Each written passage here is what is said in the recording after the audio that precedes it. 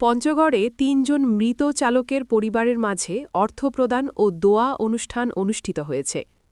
শনিবার ১১ এপ্রিল বিকেলে কেন্দ্রীয় ট্রাক টার্মিনালে পঞ্চগড় জেলা truck, tank lorry, covered van ও ট্র্যাক্টর পরিবহন শ্রমিক ইউনিয়ন রেজি নং রাজ ২৬৪-র অন্তর্ভুক্ত চালক শাখা কার্যালয়ে অর্থপ্রদান ও দোয়া অনুষ্ঠিত হয়।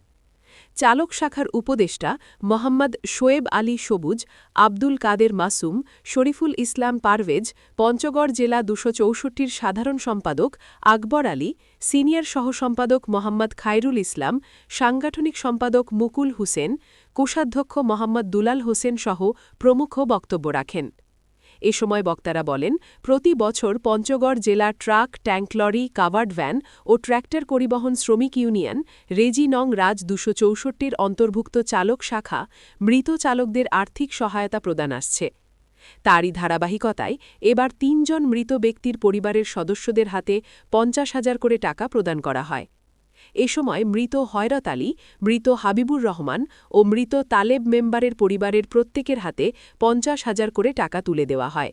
পরে দোয়া ও মোনাজাত করা হয়। ৫০,০০০ করে টাকা পেয়ে কৃতজ্ঞতা প্রকাশ করে মৃত পরিবারের সদস্যরা।